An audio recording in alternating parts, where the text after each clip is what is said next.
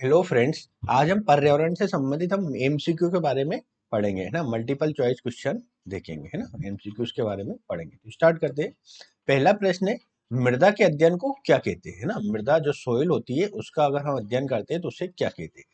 पहला ऑप्शन है इकोलॉजी, दूसरा है जियोग्राफी, तीसरा है पेडोलॉजी और चौथा है जियोलॉजी। ठीक है, तो आपको पता होगा कि मृदा के अध्ययन को पेडोलॉजी कहा जाता है। क्या कहा जाता है? पेडोलॉजी, है ना। मृदा विज्ञान पेडोलॉजी कहलाता है। Option C is correct. ठीक। नेक्स्ट क्वेश्चन है, निम्न में से कौन सी मृदा परिवहित मृदा है, ट्रांसपोर्टेड मृदा है ना। पहला ऑप्शन से काली मृदा, दूसरा ऑप्शन से जलोढ़ मृदा, तीसरा है लाल मृदा, चौथा है लेटेराइट मृदा। तो इसका सही आंसर है बी, जलोढ़ मृदा, है ना। जलोढ़ मृदा परिवहित मृदा है, मतलब ये बहकर आती है ना, ट्रांसपोर्ट होकर आती है ना। ठीक है। और जबकि काली मृदा, लाल मृदा, लेटेराइट मृदा क्या है? मंडलीय स्थल है, जोनल, है ना। ये अपने मूल स्थान पर ही बनती है ना। काली मृदा, लाल मृदा, जलोढ़ मृदा ये क्या है? अपने स्थान पर ही बनती है, जबकि जलोढ़ मृदा बहकर आती है ना। तो परिवर्त मृदा का उदाहरण कौन सा हो गया? जलोढ़ मृदा इसका आंसर हो जाएगा। नेक्स्ट है, ग्रीन कार्बन से आप क्या समझते हैं, है ना। ग्रीन कार्बन से आप क्या समझते हैं? पहला ऑप्शन से महासागरों और तटीय पारिस्थितिकी तंत्रों द्वारा संग्रहित कार्बन, दूसरा विकल्प है जीवाश्म ईंधन, बायोमास और अन्य कार्बनिक पदार्थों के अधूरे दहन से उत्पन्न कार्बन, तीसरा है प्राकृतिक पारिस्थितिकी तंत्र के पौधों और मिट्टी में संग्रहित कार्बन, और चौथा है उपरोक्त में से कोई नहीं, है ना। ठीक है, तो इसका आंसर सी है ना। इसका आंसर सी है।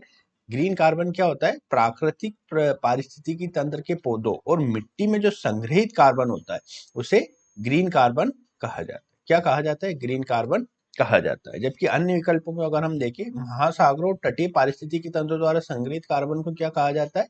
इसको ब्लू कार्बन कहा जाता है ना। और जीवाश्म ईंधन, बायोमास और अन्य कार्बनिक पदार्थों के अधूरे दहन, है ना, से उत्पन्न कार्बन ये कौन सा होता है? ये काला कार्बन कहलाता है, ब्लैक कार्बन कहलाता है ना, काला कार्बन कहलाता है। और ये प्राकृतिक पारिस्थितिक तंत्र और पौधों में संग्रहित कार्बन को ग्रीन कार्बन कहा जाता है ना। एक बार यूपीएससी में पूछ लिया था कि महासागरों और तटीय पारिस्थितिकी तंत्रों के द्वारा संग्रहित कार्बन कौन सा होता है, तो वो ब्लू कार्बन होता है। ठीक है, इसलिए मैंने आपको बताया ग्रीन कार्बन भी आपको पता होना चाहिए। क्या है? प्राकृतिक पारिस्थितिकी तंत्र के पौधों और मिट्टी में जो संग्रहित कार्बन होता है वो ग्रीन कार्बन कहलाता है। ठीक है, ये एक बार मैं डेफिनेशन पढ़ देता हूँ। ब्लू कार्बन, इसका तात्पर्य तटीय और समुद्री पारिस्थितिकी तंत्रों जैसे मैंग्रोव, नमक दलदली और समुद्री घास में संग्रहित कार्बन से है। ये पारिस्थितिकी तंत्र कार्बन अवशोषण और जलवायु विनियमन के लिए महत्वपूर्ण है। दूसरा है काला कोयला, ब्लैक कोयल, है ना, ब्लॉक। ये जीवाश्म ईंधन, बायोमास और लकड़ी जैसे ईंधनों के अपूर्ण दहन से उत्पन्न कणकीय पदार्थों को संदर्भित करता है। ये एक महत्वपूर्ण वायु प्रदूषक है और सूर्य के प्रकाश को अवशोषित करके जलवायु को गर्म करने में भी योगदान देता है ना। नेक्स्ट आता है हरित कोयला। इसका तात्पर्य स्थलीय पारिस्थितिकी तंत्र जैसे कि वन, घास के मैदान और कृषि भूमि में संग्रहित कार्बन से है। ये पारिस्थितिकी तंत्र वैश्विक कार्बन चक्र और जलवायु विनियमन में महत्वपूर्ण भूमिका निभाते हैं। ठीक है। नेक्स्ट आता है ब्राउन कार्बन। नेचर वेबसाइट के अनुसार इसका तात्पर्य एरोसेल के रूप में कार्बनिक कार्बन से है, जो प्राय बायोमास के जलने से उत्पन्न होता है तथा सूर्य के प्रकाश को अवशोषित कर लेता है तथा तापमान में वृद्धि करता है। ठीक है। नेक्स्ट प्रश्न आता है, फांगुईपुई राष्ट्रीय उद्यान, है ना, फांगुईपुई राष्ट्रीय उद्यान जहां हाल ही में एक नई अर्धजीवी पौध प्रजाति खोजी गई है।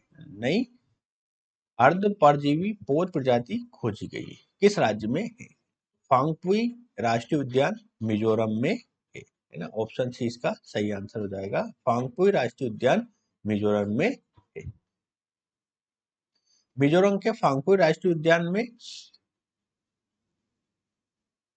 ये वाला, है ना, पैथोरोस्पेरमम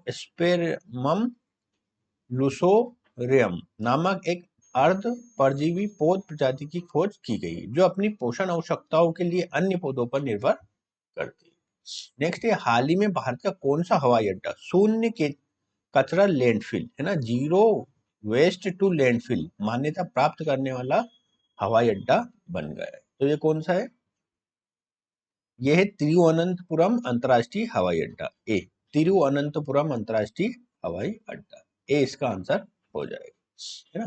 तिरुवनंतपुरम अंतर्राष्ट्रीय हवाई अड्डे ने 99.5% कचरे को लैंडफिल में जाने से रोका है, जिसमें 100% प्लास्टिक और ठोस कचरे का पुनः उपयोग शामिल है। ये उपलब्धि 5 R सिद्धांतों जिसे हम रिड्यूस, रीयूज, रिप्रोसेस, रिसाइकल और रिकवर कहते हैं कि प्रभावी कार्यान्वयन से संभव हुआ। नेक्स्ट क्वेश्चन आता है हाल ही में चौसिंगा मतलब 4 सींग वाला मृग पहली बार किस बाघ अभ्यारण्य में देखा गया है? तो किस में देखा गया है? ये देखा गया है वीरांगना दुर्गावती टाइगर रिजर्व। इसका आंसर हो जाएगा ए, वीरांगना दुर्गावती टाइगर रिजर्व, ए इसका सही आंसर हो जाएगा, है ना। मध्य प्रदेश के वीरांगना दुर्गावती टाइगर रिजर्व पूर्व में नोरा देहरी अभ्यारण्य था ये, मतलब इसको हाल ही में टाइगर रिजर्व घोषित किया गया है। में पहली बार चौसिंगा देखा गया है। ये एशिया का एकमात्र 4 सींग वाला मृग है और आयुष्मान की रेस्ट लिस्ट में असुरक्षित श्रेणी में सूचीबद्ध है। नेक्स्ट आता है कोपरनिकस कार्यक्रम जो हाल ही में समाचारों में किससे संबंधित है?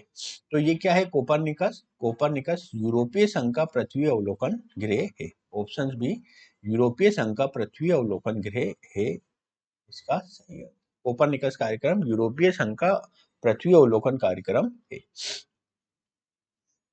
जो उपग्रह और स्थल आधारित सेंसरों के माध्यम से जलवायु परिवर्तन, पर्यावरण निगरानी और आपदा प्रबंधन के लिए डेटा प्रदान करता है। ठीक है। नेक्स्ट क्वेश्चन आता है किस संगठन ने हाल ही में state of global climate report 2024 जारी की? कौन सी? State of global climate report 2024।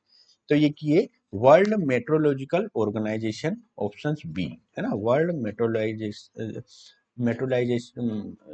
Organisation, है ना, मौसम विज्ञान संस्थान, है ना, विश्व मौसम विज्ञान संस्थान WMO, है ना, World meteorological organisation, option B इसका सही आंसर हो जाएगा। ठीक है।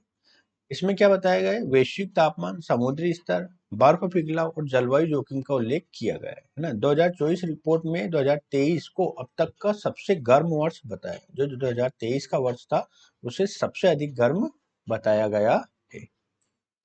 नेक्स्ट आता है हाल ही में किस देश ने 100% जैविक खेती वाला देश बनने की घोषणा की? तो किसने की है? ये की है भूटान ने, है ना। भूटान ने घोषणा की है कि वो विश्व का पहला 100% जैविक खेती करने वाला देश बनने का लक्ष्य प्राप्त करने वाला है, ऐसी उसने घोषणा की। नेक्स्ट आता है नेट जीरो इमिशन लक्ष्य भारत ने किस वर्ष तक प्राप्त करने की घोषणा की? तो नेट जीरो इमिशन भारत ने 2070 तक प्राप्त करने की घोषणा की। कब तक की? 2070 तक। COP26 सम्मेलन में भारत ने घोषणा की है कि वो 2070 2070 तक नेट जीरो कार्बन उत्सर्जन का लक्ष्य प्राप्त करेगा। देखो ये बहुत इंपॉर्टेंट है, पीटी के अक्सर जो वन डे एग्जाम वगैरह में होते हैं इस तरह के पूछ लिए जाते हैं। हाल ही में भारत ने किस राज्य में अपना पहला जलवायु परिवर्तन मिशन शुरू किया है? तो कहाँ किया है? तमिलनाडु में किया है ना। तमिलनाडु सरकार ने राज्य के लिए जलवायु परिवर्तन से संबंधित खतरों को कम करने और अनुकूलन उपायों को बढ़ावा देने के लिए अपना पहला जलवायु परिवर्तन मिशन शुरू किया, मिशन लाइफ, जिसका हाल ही में प्रधानमंत्री ने शुभारंभ किया है, किससे संबंधित है? तो यह पर्यावरण के प्रति जागरूक जीवन शैली अपनाने से संबंधित है। कौन सा? मिशन लाइफ, है ना। लाइफ का फुल फॉर्म क्या है? लाइफ स्टाइल फॉर एनवायरमेंट, है ना। मिशन लाइफ एक वैश्विक जन आंदोलन है जिसका उद्देश्य व्यक्तिगत और सामुदायिक स्तर पर पर्यावरण के प्रति जागरूक जीवन शैली को बढ़ावा देना है। Mission life. नेक्स्ट आता है आर्द्र भूमि के संरक्षण और सतत उपयोग के लिए अंतर्राष्ट्रीय महत्व की आर्द्र भूमियों पर कन्वेंशन को किस नाम से जाना जाता है? तो इसे जाना जाता है रामसर कन्वेंशन से, है ना। आर्द्र भूमियों के संरक्षण के लिए रामसर कन्वेंशन काफी महत्वपूर्ण है। है ना, रामसर कन्वेंशन। ऑप्शन बी सही। ईरान का शहर है एक रामसर, वहां पे ये हुआ था। नेक्स्ट आता है भारत का पहला राष्ट्रीय उद्यान कौन सा है। तो भारत का पहला राष्ट्रीय उद्यान जिम कॉर्बेट राष्ट्रीय उद्यान है, पहले इसको हेली राष्ट्रीय उद्यान के नाम से भी जाना जाता है। ऑप्शन बी जिम कॉर्बेट राष्ट्रीय उद्यान, है ना। 1936 में हेली नेशनल पार्क के रूप में ये स्थापित हुआ था, बाद में इसका नाम परिवर्तित कर दिया गया था जिम कॉर्बेट राष्ट्रीय उद्यान, और ये उत्तराखंड में स्थित है। निम्नलिखित में से कौन सा नवीकरणीय ऊर्जा स्रोत नहीं है। पहला है सौर ऊर्जा, दूसरा पवन ऊर्जा, तीसरा जल विद्युत ऊर्जा, चौथा कोयला। तो आपको पता है कि कोयला नवीकरणीय स्रोत नहीं है ना, जबकि सौर ऊर्जा नवीकरणीय, पवन ऊर्जा और जल विद्युत ऊर्जा नवीकरणीय रिन्यूएबल है ना, मतलब इसको वापस हम प्राप्त कर सकते हैं, जबकि कोयला के एक बार खत्म होने के बाद फिर इसका उपयोग नहीं किया जा सकता है ना। सौर ऊर्जा का एक सतत मतलब एक ये हरित स्रोत भी है, पवन ऊर्जा, जल विद्युत ऊर्जा, सौर ऊर्जा। ठीक है, तो इसका आंसर आ जाएगा कोयला, है ना।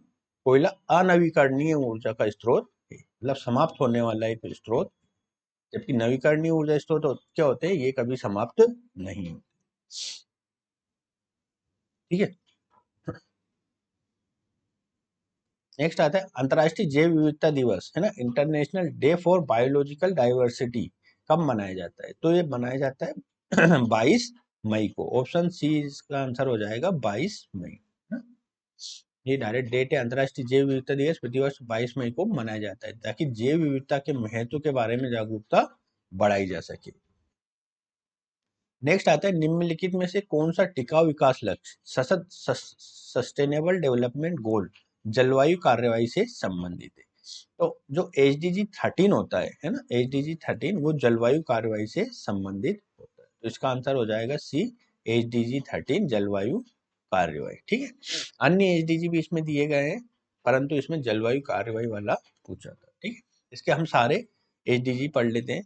पहला क्या है, गरीबी का अंत, दूसरा क्या है, भूख से मुक्ति, तीसरा है स्वास्थ्य और खुशहाली, चौथा है गुणवत्तापूर्ण शिक्षा, पांचवा है लैंगिक समानता, छठा है स्वच्छ जल और स्वच्छता, सातवां है सस्ती और स्वच्छ ऊर्जा, आठवां है सभ्य कार्य और आर्थिक विकास, नौवां है उद्योग नवाचार और बुनियादी ढांचा, 10वां है असमानता को कम करें, 11 है टिकाऊ शहर और समुदाय, 12 है जिम्मेदार उपभोग और उत्पादन, 13 है जलवायु कार्यवाही जो प्रश्न में पूछा था, 14 है पानी के नीचे जीवन, 15वां है भूमि पर जीवन, 16 है शांति और न्याय के लिए मजबूत संस्थाएं, piece justice and strong institution, और 17वां है लक्ष्य प्राप्ति हेतु साझेदारी, है ना। तो ये 17 एचडीजी गोल है, 2030 तक इनको पूरा करना। नेक्स्ट है भारत में हाथी परियोजना किस वर्ष शुरू की गई थी। तो हाथी परियोजना वर्ष 1992 में शुरू की गई थी, है ना। एशियाई हाथियों के संरक्षण और उनके प्राकृतिक आवासों की सुरक्षा के लिए भारत में हाथी परियोजना 1992 में शुरू की गई थी। अंतर्राष्ट्रीय वन दिवस इंटरनेशनल डे फॉर फॉरेस्ट कब मनाया जाता है ना। इंटरनेशनल डे ऑफ फॉरेस्ट 21 मार्च को मनाया जाता है ना। तो इसका आंसर ए, विकल्प ए इसका आंसर हो जाएगा। वनों के महत्व के बारे में जागरूकता बढ़ाने के लिए ये मनाया जाता है। आज का अंतिम प्रश्न है, अर्थ आवर किस संगठन के द्वारा आयोजित किया जाता है। तो अर्थ आवर विश्व वन्यजीव कोर्स WWF के द्वारा आयोजित किया जाता है। ऑप्शन बी, विश्व वन्यजीव course world wild life fund के द्वारा ये आयोजित किया जाता है, अर्थ आवर, है ना, अर्थ आवर। ये ऊर्जा संरक्षण के दिशा महत्व को बढ़ावा देने के लिए इसका प्रयोग, मतलब इसको आयोजित किया जाता है। ठीक है, तो हमारे ये इस पे लिखा होगा, अर्थ आवर विश्व वन्यजीव कोष द्वारा आयोजित एक वैश्विक पहल है जिससे लोगों को 1 घंटे के लिए गैर जरूरी बिजली बंद करने के लिए प्रोत्साहित किया जाता है, ताकि जलवायु परिवर्तन के बारे में जागरूकता बढ़ाई जा सके। ठीक है, तो यहाँ पे हमने पर्यावरण के जो करंट अफेयर से संबंधित है 20 महत्वपूर्ण प्रश्नों के बारे में जाना। ठीक है, तो आज का वीडियो यही हम समाप्त करते हैं। नमस्कार।